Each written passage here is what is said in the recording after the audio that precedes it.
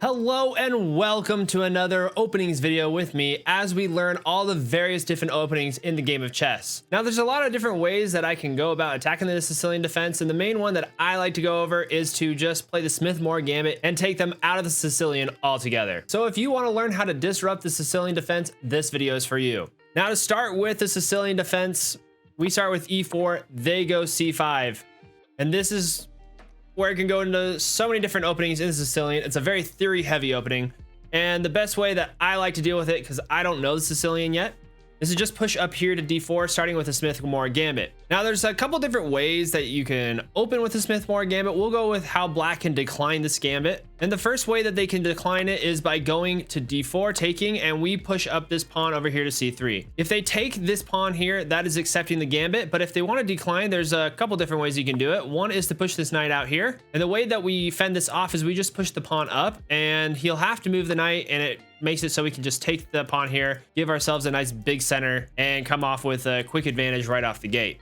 Now, the other way to decline the Sicilian is after taking here, we push up, they push the pawn instead, we just take with the queen and continue developing as normal. Not too hard to do from here. But we're not here for the decline of the Smith-Morra Gambit, we're here for the acceptance of it. So they take here, we push up here, and we give them another pawn. And we're probably thinking we're giving up two pawns, probably not the best thing for us to do, and it's not even a central pawn from black. But what's nice about this is it gives us a lead in development because we just jump out with the knight here right away. They bring out their knight, we bring out the bishop. They have to move one of these two pawns to continue furthering develop their pieces. We develop the knight. If they bring out the other knight, we just castle. And usually you'll get these two pawns developed like this, only one square out, which is really advantageous for us because in doing so, we've stopped this bishop from going here as well as this one.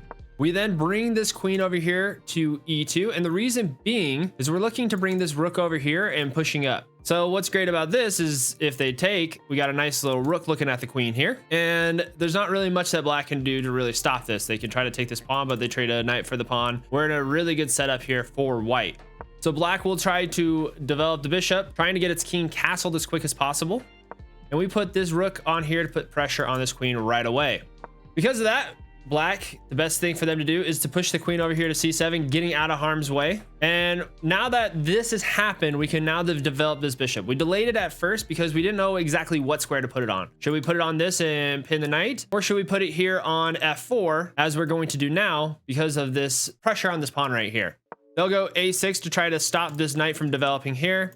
And we push up this rook onto c1 to control the c file here. And that basically completes the opening setup of the gambit. From here, you just play solid chess and you'll be in a really good position. When I play the Smith-Morra Gambit, I win a good portion of my games. So this is a very solid opening that you should have, especially if you don't know what to do against the Sicilian. Now, before we go ahead on the traps in this opening, please go ahead and subscribe to this YouTube channel. I come out with an opening at least once a week to help you improve your chess game as a beginner moving forward. Now, the first trap that we're going to go over is what happens when they kind of decline the gambit and go to e5 a little too early. So they do that by taking on d4, we push up to c3, they delay that and move up to e5 instead. What we'll do is we'll develop the knight, and if they do take, we'll then keep developing our knight and keep developing as normal. Nothing seems too trappy about this right now, but where the trap lays is if they get lazy with the development and just put the bishop here, what we're going to do is bring up the queen, threatening to take this pawn after the knight capture. But we're also threatening checkmate here. So there's a lot of attacking options for white that gives us a nice little lead in development. The second trap we're going to be looking at here is what happens on the sixth move if black moves its bishop to g4. So as we continue on with our gambit, we'll keep developing as normal. We'll bring this bishop out, and then white, after moving this pawn up, brings its bishop over here to g4, trying to pin this knight to the queen.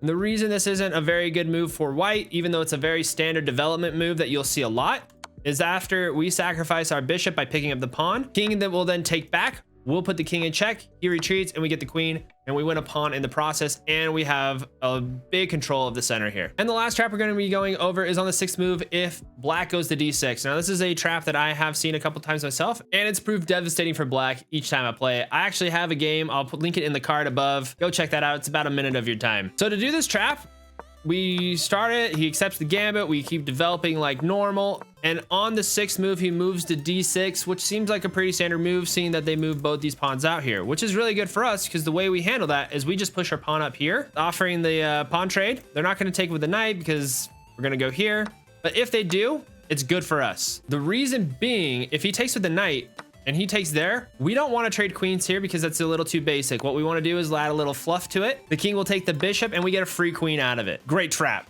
But what you'll most likely get instead is in this position, black will take with the pawn. We then trade the queens if they take with the pawn, because after he takes there, and then from here, we just will drop our knight here, looking to attack this pawn here. We'll pick up a free pawn in this. And if he doesn't retreat the queen back over here to e7, it's going to be a fork, getting you a rook. So it gives you like a lead in development. Now let's say the king does want to protect this pawn. He comes here. What we do is we put the pawn in check, bring the king back, and what we'll do is we'll just bring that bishop back, and we have a lead in development, disrupting this pawn structure. The king can no longer castle. You're in a really good position to win. You're up about 2.5 points from here. So that is it for the Smith-Morra Gambit. If you like that video, please like the video and subscribe to the YouTube channels. Again, I come out with a new opening every week. In our next video, we're going to be coming out with the Sicilian Defense. It was an opening that was suggested to me by one of my viewers on my Twitch channel at twitch.tv/ZachSlegowski. So if you guys want to see me play all of these openings and learn the ins and outs and how to best play them, especially at a lower level, the stream is the best place for you to view those games. So that Sicilian Defense opening will be here. I'll see you then, and you have a great rest of your day. Goodbye.